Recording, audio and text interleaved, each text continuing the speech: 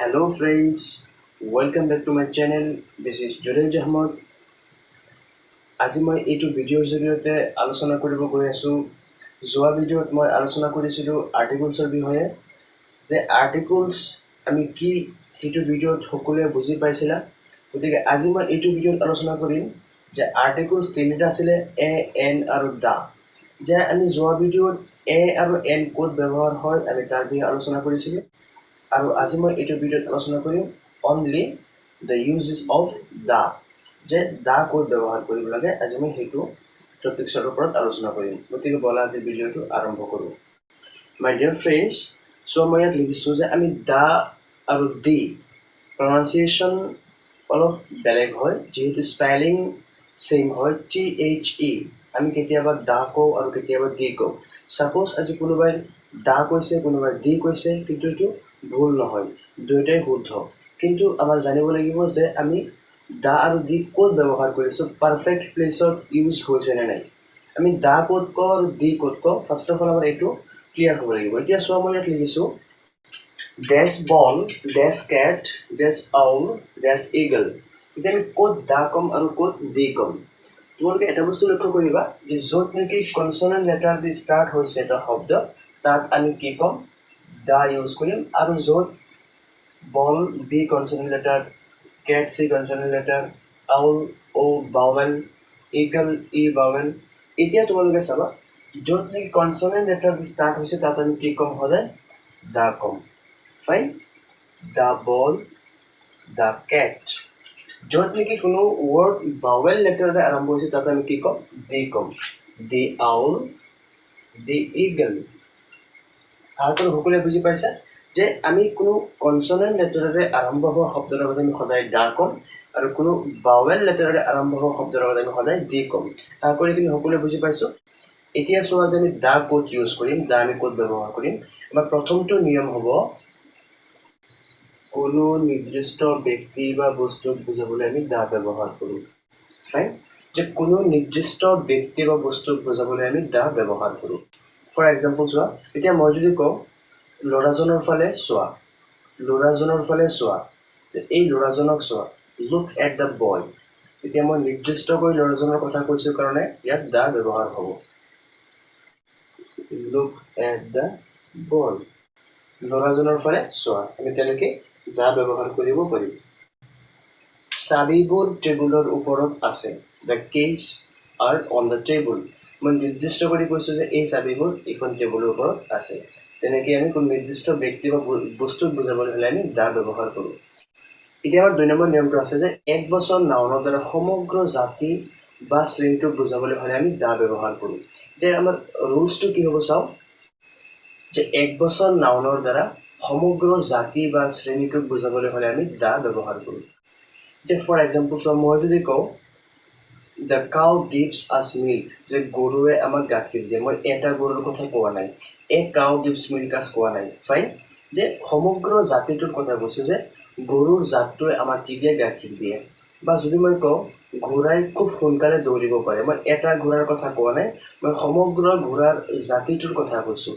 চোৱা, যে সমগ্ৰ গৰুৰ জাতিটোৱে আমাক কি দিয়ে, গাখীৰ দিয়ে। মই এটা গৰুৰ কথা কোৱা নাই, এটা গৰুৰ কথা ক'লে মই এক কাউ ক'লোঁ হয়, গতিকে মই ইয়াত দা ইউজ কৰিছোঁ। The cow gives us milk. 2 number চোৱা, the horse can run very fast, যে ঘোঁৰাই খুব সোনকালে খুব স্পীডত দৌৰিব পাৰে। মই এটা ঘোঁৰাৰ কথা কোৱা নাই, সমগ্ৰ ঘোঁৰাৰ জাতিটোৰ কথা কৈছোঁ। ফাইন, বলা আমি চব 3 নম্বৰ নিয়মটো কি আছে। এতিয়া চোৱা, থাৰ্ড ৰুলছটো হৈছে কোনো বিশেষ শ্ৰেণী বুজাবলৈ এডজেক্টিভৰ আগত দা আমি ব্যৱহাৰ কৰোঁ। ফৰ এক্সাম্পল চোৱা, the rich are not always happy. The rich, চাবা কোনো বিশেষ শ্ৰেণী বুজাবলৈ এডজেক্টিভৰ আগত দা বহাম, গতিকে মই ইয়াত কি বহাইছোঁ, the rich are not always happy. Next, another example, the verses are happy. Verses means ধৰ্মগুৰুসকল, ধৰ্মপ্ৰাণ যিবিলাক ব্যক্তি আছে সেইবিলাক ভাৰ্চেছ বুলি কয়। গতিকে দ্য ভাৰ্চেছ আৰ হেপী। আশা কৰোঁ সকলোৱে 3টা ৰুলছ আমি বুজি পাইছোঁ, আমাৰ ক্লিয়াৰ হৈছে। ফাইন, এতিয়া আমি চাওঁ নম্বৰ 4। এতিয়া চোৱা, দিশৰ আগত আমি কি ব্যৱহাৰ কৰোঁ, দা ব্যৱহাৰ কৰোঁ। ফৰ এক্সাম্পল, দিশ মিনছ আমাৰ দিশ, মেইন দিশ কেইটা, 4টা। গতিকে আমি দিহৰ আগত সদায় কি ব্যৱহাৰ কৰিম দা ব্যৱহাৰ কৰিম ফৰ এক্সাম্পল চোৱা যে আমি the east the north the south etc যে তেনেকুৱা আমাৰ যে দিশ কেইটা আছে সেই দিহৰ আগত সদায় আমি দা ব্যৱহাৰ কৰিম ফাইন নেক্সট নাম্বাৰ 5 মাহৰ তাৰিখৰ আগত সদায় আমি কি ব্যৱহাৰ কৰিম দা ব্যৱহাৰ কৰিম ফৰ এক্সাম্পল চোৱা the 25th of June এই মাহৰ তাৰিখৰ আগত সদায় আমি দা ব্যৱহাৰ কৰিম the 5th of September আমি মাহৰ তাৰিখৰ আগত সদায় আমি তেনেকৈ দা ব্যৱহাৰ কৰিম নাম্বাৰ 6 চোৱা সমষ্টিবাচক দেহৰ সংক্ষিপ্ত নামৰ আগত আমি সদায় দা ব্যৱহাৰ কৰোঁ যে সংক্ষিপ্ত শৰ্ট ফৰ্মৰ যিকেইটা নাম থাকিব তেনেকুৱা শৰ্ট ফৰ্ম নামৰ আগত সংক্ষিপ্ত নামৰ আগত আমি কি ব্যৱহাৰ কৰোঁ দা ব্যৱহাৰ কৰোঁ ফৰ এক্সাম্পল চোৱা USA etc তেনেকুৱা সংক্ষিপ্ত নামৰ আগত সদায় আমি দা ব্যৱহাৰ কৰিম ফাইন নাম্বাৰ 7 জাতি বা সম্প্ৰদায়ৰ কথা বুজাবলৈ দা ব্যৱহাৰ কৰা হয় যে আমি যদি জাতি বা জাতিৰ কথা কওঁ বা সম্প্ৰদায়ৰ কথা কওঁ তেতিয়াহ'লে আমি তাৰ আগত কি ব্যৱহাৰ কৰিম দা ব্যৱহাৰ কৰিম ফৰ এক্সাম্পল চোৱা the English the Bengali the Muslim যে আমি যদি দ্য ইংলিছ মই ইয়াত ইংৰাজসকলৰ কথা কৈছোঁ বা ইংলিছ জাতিৰ কথা কৈছোঁ দ্য বেংগলী মই বেংগলী জাতিটোৰ কথা কৈছোঁ দ্য মুছলিম মই মুছলিম জাতিটোৰ কথা কৈছোঁ তেনেকুৱা জাতি বা সম্প্ৰদায়ৰ কথা বুজাবলৈ আমি তাৰ আগত কি ব্যৱহাৰ কৰিব লাগে দা ব্যৱহাৰ কৰিব লাগে আশা কৰি আমি সকলোৱে 7টা নিয়ম বুজি পাইছোঁ এতিয়া আমি চাম number 8 my dear students newspaper holy book ship train aeroplane rivers oceans deserts mountain oranges the group of island etcetera তেনেকুৱা শব্দবিলাক থাকিলে নিউজপেপাৰ আমি তাৰ লগত দা ইউজ কৰিম হলি বুক ছাপ'জ the holy Koran the Bible the holy Gita তেনেকুৱা বা শ্বিপ ট্ৰেইন এৰোপ্লেন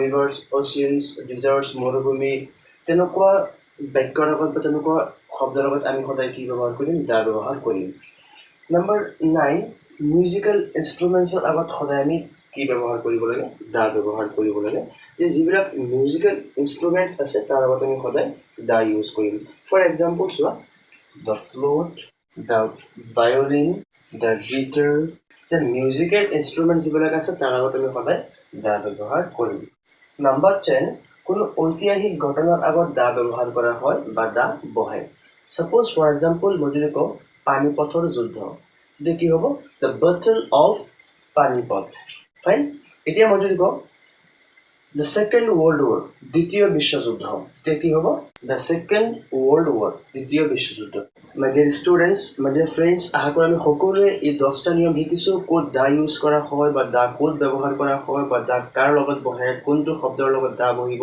আমি সকলোৱে এই 10টা নিয়ম আমি ইতিমধ্যে শিকিছোঁ এতিয়া ব'ল আমি চাওঁ নাম্বাৰ 11 নম্বৰ নিয়মটো কি আছে এতিয়া আমি সকলোৱে 11 নম্বৰ নিয়মটো চাওঁ এতিয়া চোৱা number 11 big building museum cinema hall hotel institution etc তেনেকুৱা ডাঙৰ ডাঙৰ বিল্ডিঙৰ আগত আমি কি ব্যৱহাৰ কৰোঁ দা ব্যৱহাৰ কৰোঁ বা ডাঙৰ মিউজিয়ামৰ নাম লিখোঁতে আমি তাৰ আগত দা ব্যৱহাৰ কৰোঁ বা বিখ্যাত বা তেনেকুৱা ফেমাছ ডাঙৰ চিনেমা হলৰ কথা আমি ক'লে তাৰ আগত দা ব্যৱহাৰ কৰোঁ বা হোটেল ডাঙৰ ডাঙৰ হোটেলৰ কথা ক'লে আমি দা ব্যৱহাৰ কৰোঁ বা ইনষ্টিটিউশ্যনৰ বিষয়ে ক'লে আমি তাৰ আগত দা ব্যৱহাৰ কৰোঁ যে আমি তেনেকুৱা ডাঙৰ ডাঙৰ যিবিলাক প্লেচ আছে সেইবিলাকৰ আগত আমি সদায় দা ব্যৱহাৰ কৰিম ফৰ এক্সাম্পল চোৱা আমি যদি কওঁ এটা ডাঙৰ বিল্ডিঙৰ নাম ক'লে আমি তাৰ আগত ছাপ'জ দ্য RCC বিল্ডিং তেতিয়া আমি RCC বিল্ডিঙৰ আগত আমি দা ইউজ কৰিম তাৰপিছত চোৱা যদি মই কওঁ এনেকুৱা ডাঙৰ প্লেচ বা মিউজিয়াম বা তেনেকুৱা শব্দৰ আগত আমি দা ইউজ কৰিম দ্য ৰেড ফৰ্ট যে আমি ক'ব পাৰোঁ the red fort next example চোৱা দ্য তাজমহল নেক্সট এক্সাম্পল আমি ইনষ্টিটিউশ্যনৰ বিষয়ে কওঁ দিল্লী ইউনিভাৰ্চিটি তেনেকুৱা শব্দৰ আগত আমি দা তেনেকুৱা ডাঙৰ ডাঙৰ প্লেচ বা মিউজিয়াম বা বিল্ডিঙৰ আগত আমি দা ইউজ কৰিব পাৰোঁ আশা কৰি আমি সকলোৱে বুজি পাইছোঁ এইখিনি আছিলে আমাৰ বেছিক যিখিনি দা ইউজ কৰিব লাগে তেনেকুৱা শব্দৰ দা ক'ত আমি ইউজ কৰোঁ বা দা কাৰ লগত ব্যৱহাৰ হয় আশা কৰি সকলোৱে বুজি পাইছোঁ তোমালোক সকলোৱে ভিডিঅ'টো স্কিপ নকৰি সম্পূৰ্ণ ভিডিঅ'টো চাবা তেতিয়া তোমালোকৰ দা ক'ত ইউজ হয় যোৱা ভিডিঅ'ত মই এ আৰু এন ক'ত ব্যৱহাৰ হয় সেইখিনি ধুনীয়াকৈ তোমালোকক বুজাই দিছিলোঁ আজিৰ ভিডিঅ'ত তোমালোকে দা ক'ত ইউজ হয় এই গোটেইখিনি তথ্য তোমালোকে বুজি পাইছা বা একদম ভাঙি ভাঙি তোমালোকে এইখিনি প্ৰেক্টিছ কৰিবা তোমালোকৰ সকলোৰে যিখিনি পাজল আছিলে যিখিনি অসুবিধা আছিলে সকলোৰে ক্লিয়াৰ হৈ যাব গতিকে আশা কৰোঁ সকলোৰে এই ভিডিঅ'টোৰ দ্বাৰা উপকৃত হ'ব পাৰিছা গতিকে আজিৰ ভিডিঅ'টোত মই এইখিনি আলোচনা কৰিছোঁ আমি পুনৰ আজিৰ দৰে লগ পাম নতুন এটা ক্লাছত নতুন এটা ভিডিঅ'ত তেতিয়া মই আজিৰ দৰে নতুন এটা টপিকছ আলোচনা কৰিম তেতিয়া আমি আকৌ তেনেকৈ লগ পাম গতিকে আজিলৈ ইমানেই থ্যাংক ইউ সো মাচ